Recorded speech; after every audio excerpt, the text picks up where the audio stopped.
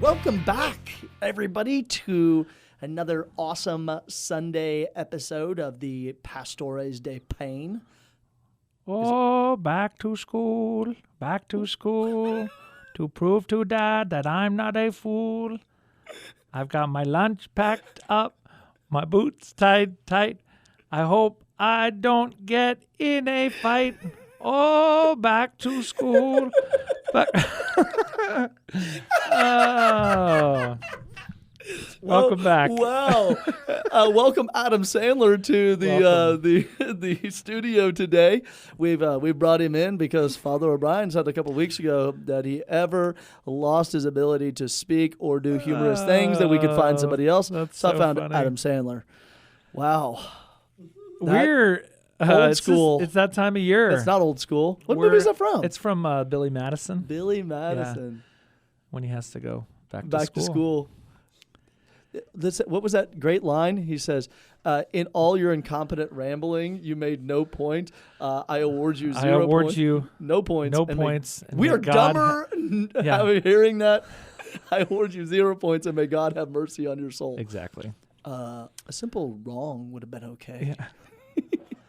So Stillwater is about to change. It's jumping. Traffic? Stillwater is about to double in size. It's already getting here with the Greek recruitment. Yes. Pledgeship or whatever they call it. Greek recruitment. Rush? No. Rush? Russia. I don't think Rush is, girls whatever around the term. for Greek recruitment. Everybody's there's lots of stuff going on. The city of Stillwater is filling back up. The Chick-fil-A lines are getting long. What? Raising Cane. I mean, it's the standards. So it's a critical time of year here in Payne County, especially in Stillwater, because Oklahoma State University Back to school. is back in session almost. What's first day of school? First day of school, 19th of August, which is a Monday. A Monday, okay. Yeah. And tell us about, so we got, a lot of students listening, parents of students listening. What does let's talk about freshmen, first of all. What does a incoming Oklahoma State freshman or transfer student, what do they need to know? Well, first of all, they need to know that they don't need to leave their faith life and Jesus at home with their dirty laundry that they left there for mom to do. And their girlfriend. So they don't need to leave their faith life. You don't have to compartmentalize your faith and, I was a Christian in Dallas and I used to go to school, because some students do that. They come to school and then they kick Jesus to the curb day one. So you don't have to do that. They're like, I don't know, what do we say there's somewhere between 500 and 800 Catholic students that are involved at St. John that go to Sunday Mass. I always tell people you have 700 people. Yeah, who are regulars. That's a solid number. 700 that are regular. There's about 2,000 Catholics on campus. But we want that to grow. Oh, yeah. 700. And so we have this large group of students that are involved, and even more. Since you were not alone. Sorry. Since we expelled, asked the good people to move to the new St. Francis Catholic Church. Since the parishes merged. That's another culturally acceptable word to use. Since the merger of the parishes, we've been able to really harness the power of the campus ministry at St. John, because it's right there on the corner of Miller and Knobloch. So if you don't know where that is, it's a block over from Joe's. Eskimo Joe's. It's a block over from the Indian food truck. It's a block over from Boone Pickens Gallagher Iba. You can see the Catholic Church.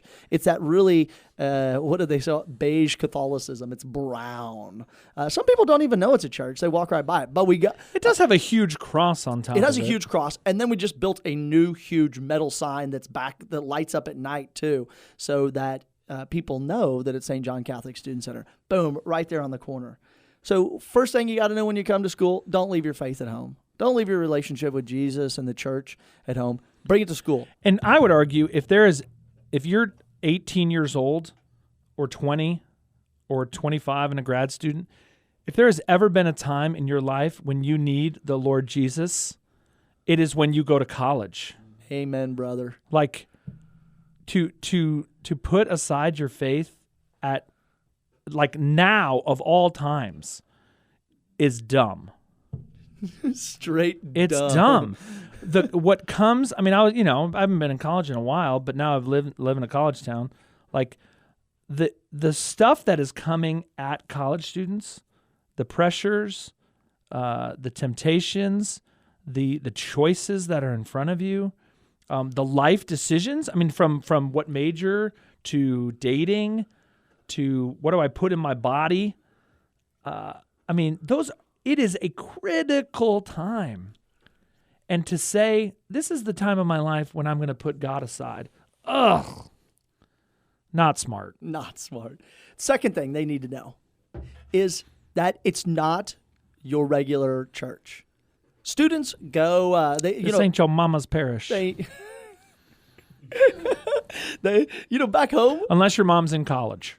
And then it is her parish. Yeah. Well, when you're back home at your local parish, you may go there on Sundays as a hostage Catholic or a fire insurance Catholic. So is that a term? I just said it, so it is. That's so funny. funny. So people go to church because their parents make them, or there's some cute girl or guy, or there's free food.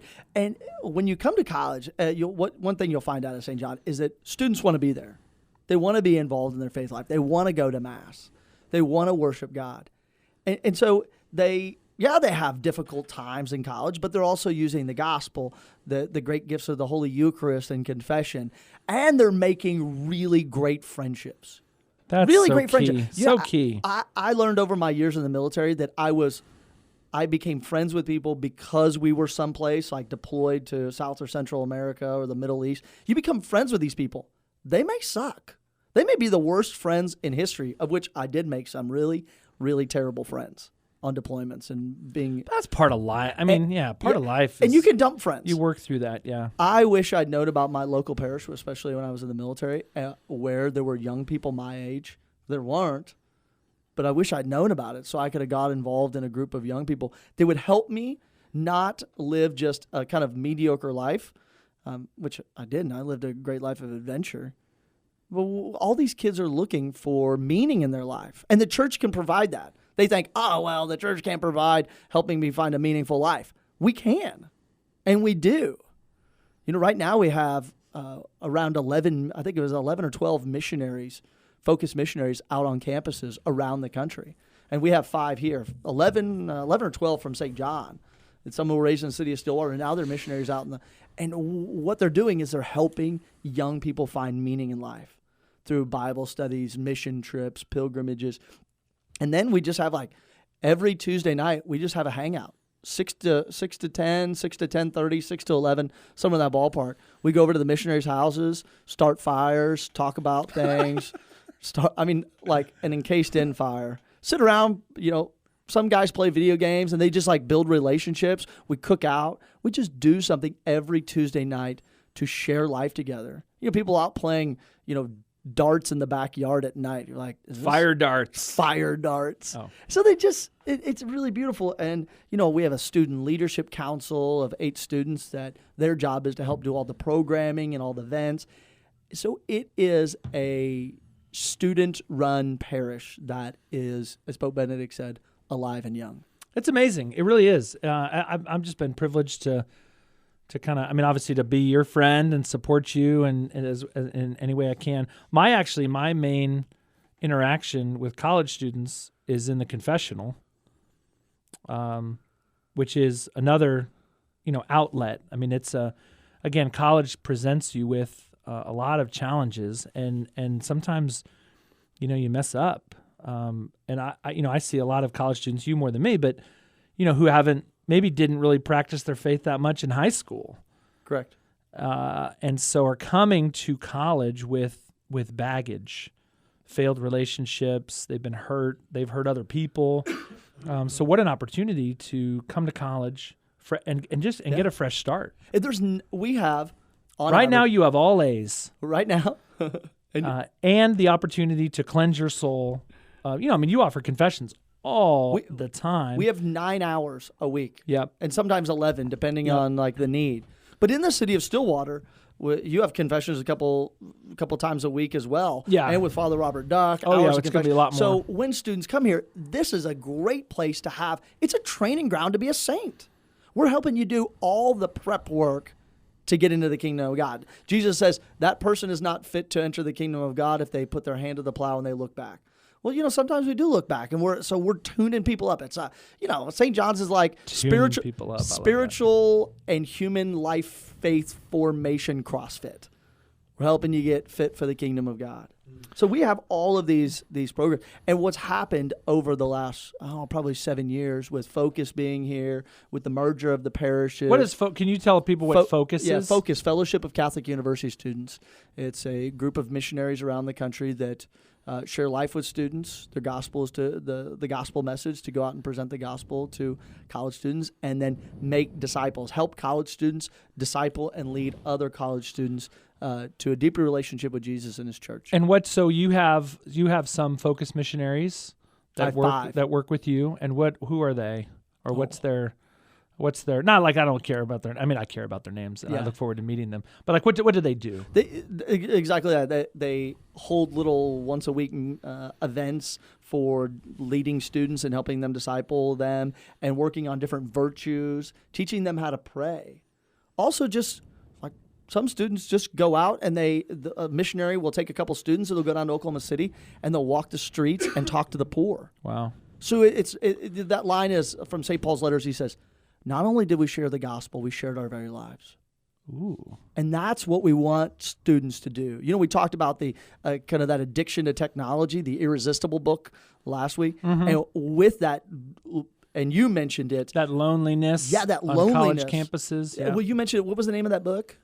The one that Alienated America. Alienated America. Yeah. We have these people that are turning in on themselves and hiding away, and they are afraid to interact, and we're trying to bring them out of the darkness into the bright light of the glow of the Lord, the resurrected light, and to live that.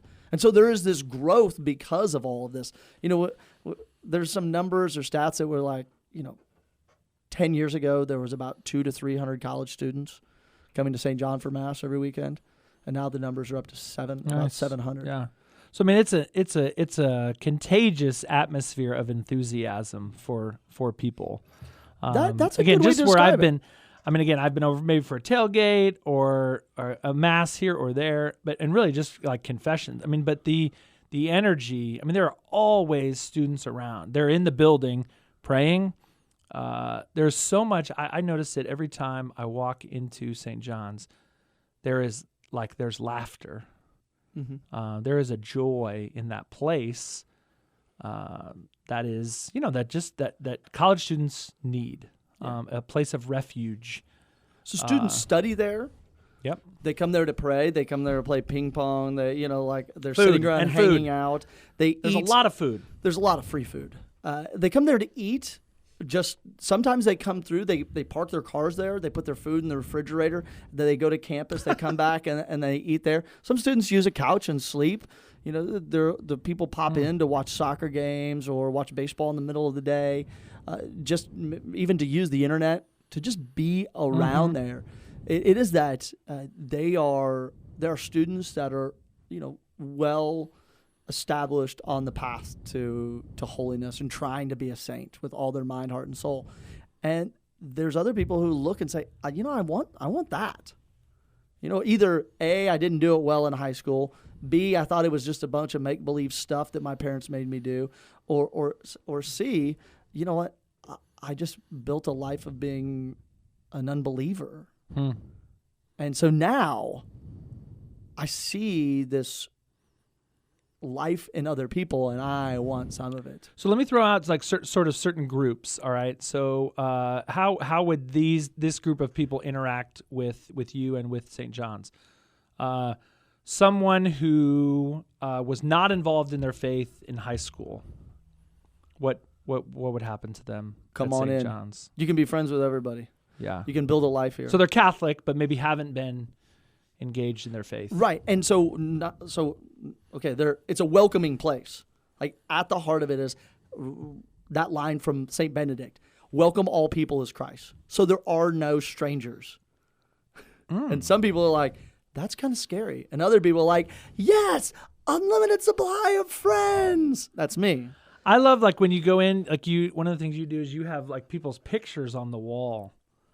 I mean, every person who comes in, I guess yes, if they want to, you don't take their picture against their will. It's their picture on the wall and like their name and where they're from. I'm a visual learner, and so but a lot of people are. I can't remember names at all, as you know. I mean, I struggle to remember, and you can remember somebody's all their information. Brian, my name is Brian. Oh yeah, that's your name. Okay. So we do that just to welcome people. So if you have not been involved in your faith life growing up, or you were maybe baptized Catholic, or you're baptized any religious denomination, or you weren't even baptized, or you're just like curious onlooker, just walk in the front door and someone will welcome you. So what about how about a transfer student? You just transferred, you were at some other university and now you're coming to OSU. You're like a sophomore or junior. If you're coming from OU, we welcome you as an exile, as a refugee coming into the promised land across the Red Dirt Riviera and into God's country, as we call it. From slavery to freedom. As you step across the Cimarron River, we would like you to take your shoes and shake the dust from them in cursing against them. And so we have students that come from NOC and Tonkawa. I'm going up to Ponca City to visit Father Carson Crittenbrink and visit some students that are coming from NOC and Tonkawa and all those little surrounding towns, even students that are transferring in from colleges around the country. What if you are like an uber Catholic? Like for your whole life, all you want to do, you just want to pray and you want to be a priest or a nun and you want to go to adoration all the time and mass and go to confession. Is there a place for them? Yes. There is a place for them. So every day there's mass. Yep. Tuesday different times. Yeah. Tuesday through Friday there is Eucharistic adoration and confessions. It starts at 8 a.m. So there's opportunities to practice your faith right there. And then there's a campus rosary afterwards. The missionaries go out and pray the rosary on campus. Damn. There's daily opportunities for people to grow in their faith. What if you're a student athlete? Yes. It's pretty hard to be a student athlete and practice your faith. You really, if you just from a time standpoint, if you want to be a saint, I think baseball players have it the most difficult. They play so many games. They're on the road for like 6 months. I saw some dudes that were super faithful the first semester, and as soon as baseball season started, it's like, they're like, Father, I'm in blah blah blah blah blah town. I'm in this town. I'm in that town. Yeah. And so we help them too. To grow in their faith life as well. We want them to become saints, and so if you have conflicts, sometimes we have mass for athletes. I've celebrated mass for one student one time on Sunday. Yeah, and they should be in touch with you. And if you're in a particular kind of one of those circumstances, I mean, to reach out. They should reach out, kind of tell you what they need. And then you're going to do your best, and the missionaries and your staff are going to try to meet their needs. Like a student 2 years ago called me and said, Father, I really want to go to Mass, but I'm not going to be back until around 8:30 p.m. Yeah, from travel. Travel. And I said, let's have Mass at 9. Wow. Now, you're not offering this to everyone, their own personal Sunday Mass. Yeah, so it was Sunday Mass. It was at 9 p.m. How about, what about international students? International students, yes. You're coming from another country. Nigeria. We have a group of Nigerian guys that have just arrived. So what countries do you see in the student body? Well, pick a país en español, and you will find Catholics there. So, even kids, I would say even kids from like parts of Oklahoma and Texas, who have grown up in a Hispanic Texas culture. Is like another country. It's the only state that used to be its own country. Really? Yeah. Oh, that's right. You're from there. Heck yeah. Kind of biased. A little bit.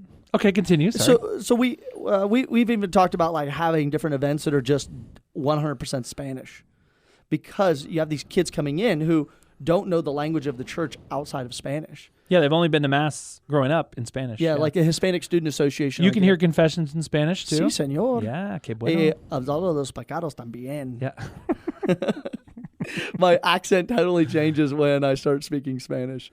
And so we have international students from varieties of different countries, and even international students who are like Chinese and Korean who come from like Buddhist cultures from Central Asia. Bangladesh. Who are Hindu, who don't know anything about Christianity. And so they're asking the questions like, what is this? Why is that dead guy prominently displayed in your church. That's right. On one time on campus, I was walking, and I was in my cassock, and I was walking out a door, and a guy said, "What are you?" I was like, "I'm sorry, what?" He's like, "Why are you dressed like that?" And I said, "I'm a Catholic priest." He's like, "Oh." And so we have just even Americans who are curious. Yeah, I've never had that kind of interaction. What about people from Stillwater? They grew up in Stillwater, maybe grew up at another church or at St. Francis Xavier, and now are going to be students at St. John's. What should they do? Heck yeah, come on over to Mass. If you want to get involved in a Bible study, I know there's lots of, we have, I don't know, probably 20 college students from the city of Stillwater that go to St. Francis during the summertime with their parents. And this is the opportunity for you to like make that jump more deeply into your Catholic faith, because St. Francis doesn't offer Bible studies to college students. No, we actually don't have any ministry for college students. They don't offer spiritual direction for college students. Because you got it. You got it covered. That's it. Right. We have that's what we did when we did the parish mergers, is that we said, if you're in college, you go to St. John's. How are we going to amp up this place? Yep. Because the ministry to college students, and this is why, it's not arbitrary. The ministry to college students is a very specific kind of ministry, and the needs of college students are very specific. And so to allow you to and your staff and your missionaries to focus solely on that is huge. It's very important. So we've been at it all summer preparing for even those students to make the jump over here. Okay, somebody, a non-Catholic Christian. What is their, what does St. John's offer? Yeah, we have a number of non-Catholics who are baptized Christians. What do they do? Who come to Bible studies, who come to Mass, we have a Wednesday 9 p.m. candlelit Mass that is all in darkness, lit with candles, and there's a choir singing, and it's really a beautiful liturgy. And so people come over because they just like the quiet stillness of hanging out with the Lord. And so that there are great opportunities for them. And then we also have, like our Sunday night, we call it catechesis. Catechesis. That's funny. And it's the whole time what we do is we throw out a topic. We got our audience, which are like, people that are there or people that are curious, nuns, not N-U-N-S as like nuns and habits and convents, but nuns who have no religious... N-O-N-E-S. N-O-N-E-S. And so what we do on Sunday night is after the student dinner, we'll take a topic like, the topic of... science and religion. Did Darwin eat Jesus is the title of one of the talks this year. You ever seen one of those little Darwin fish? Yeah. Yeah, the Darwin fish eating the Jesus fish. Did Darwin eat Jesus? Like, does science destroy religion? Does it get away from faith and reason? Like, who was that guy on the Bill Maher show who he was a Christian apologist, and he said, I separate my faith and my reason when I get into religion. And we're like, ew, what? That's gross. No, we don't do that. We are rational human beings who are ingrained and woven in faith together. Yeah. And so what we do on these Sunday nights is we take a topic of the culture, and then we do what St. Thomas Aquinas did. We defend the other person's argument. Ooh. We don't look at them as an opponent. We don't say this is our opponent. We say, what's the other person's argument? And in a culture where people don't seem to like want to listen to each other, they just lob artillery of words. They want to win. They want to win. We're in the business of teaching people to listen, to empathize with the other person, to see where they are, and then talk about this and ask lots of questions. So like, did Darwin eat Jesus? Darwin eat religion? We talk about that. Like, what do people? So you're saying like my next sort of group was like kind of atheists and agnostics, people with no faith or people who don't believe in God. What do they have a place? Yeah, they do. At St. John's. Yeah, they can come over. There's free meals. I mean, we have students that bring their friends over that I'm the first time they've ever met a priest, or they don't like religion altogether. Wow. They think, as one student said, I think celibacy and religion are stupid. I was like, oh, cool. What's your name? And it was like, here's some spaghetti. yeah, you want a steak? They're cooking them outside. Oh, yeah, let's go. Come on. Wow. So just how can we remember? It's that book you mentioned about the shooting in South Carolina. Yeah, Grace will lead us home. Grace will lead us home. How do I love my brother and sister in front of me? That's what we're trying to teach on those Saturday night catechesis. Not only are we trying to instill them the faith. Okay, so it sounds like, yeah, I mean, there's a lot going on at St. John's. And I will tell you, I mean, it really is. It's great fruit is coming out of there. There's a lot of joy. If you go, if you're out there and you're in the social media world, go to the Facebook, the Catholic Pokes website, Twitter, Instagram, and you can pull up. Even if you're students or somebody that is coming, you can send them our Welcome Week flyer. There's all these events for Welcome Week. The 18th, there's Sunday Mass and brunch. There's Mass in the evening. What time are your dinner. Sunday Masses? Our Masses are 10 a.m. and 5 p.m. and an hour's worth of confession before each one. Okay. Hour's worth of confession. And then Monday night, the 19th, which is the first day of school, there's Mass at 5:15 and a cookout at St. John. And then Tuesday night is our annual Mass and dodgeball. If you can dodge a wrench, you can Mass, dodge a ball. then dodgeball. Mass, then dodgeball. And we do it right. We don't do it in the church. We do it in the parish hall. Lights on Stillwater's that night, our 8 p.m. Mass, or our 9 p.m. candle Mass. Every Wednesday, 9 p.m. Yeah, every Wednesday, 9 p.m. Sometimes you or Duck hear confessions during Mass. And we'll be over a lot this Cereal year. bar, and then Thursday is our evening Mass. There's free lunch that day. There's events on Library Lawn. Friday, there's a drive-in movie. Saturday, the 24th. I want to go to St. John's. Come on, yo. Tired of my parish. I'm just kidding. I'm not. I love you. I love you. And then our Sunday, the 25th, the next day after our pool party, is our first big weekend Masses, and then our first catechesis night, which is amazing. Which is titled "Do Religions Start Wars?" Ooh. That's going to be our goodie for that night. So it's just a beautiful. So anyway, place. there's a lot going on. So again, if you're in college, if you are, if you know someone who's in college, get them in touch. Send them those websites, those social media links. Get them in touch with Father Kerry. A lot going on there. So just a couple quick reminders. August the 15th is the Solemnity of the Assumption of the Blessed Virgin Mary, a holy day of obligation for Catholics. At St. Francis Xavier, we're going to have a Mass on Wednesday evening, the 14th, and then we have 2 Masses in English on the 15th, and then 1 Mass in Spanish on the 15th as well. So lots of opportunities there. Make sure that you go to Mass on that particular day. Holy Day of Obligation, because it's awesome. And then here at St. Francis Xavier, we're starting up with religious education. We have RCIA starting on Tuesday nights this year. Tuesday nights at 6. For those who are thinking about becoming Catholic, want to learn more about becoming Catholic, you can get in touch. Go to our website, sfxstillwater.org. There is just a lot going on, and it's about to get crazy. Yeah, our RCA Inquiry Night begins on the 28th for people that Wednesday. We just kind of like have a big dinner, and people show up. And we do that a couple of weeks. And that also includes if you're a college student and you've never been confirmed. Which are a number of them. You missed that in high school because you were focused on sports or boys or girls or studies, Xbox, whatever it may be. Yeah, get in touch. That is what is going on.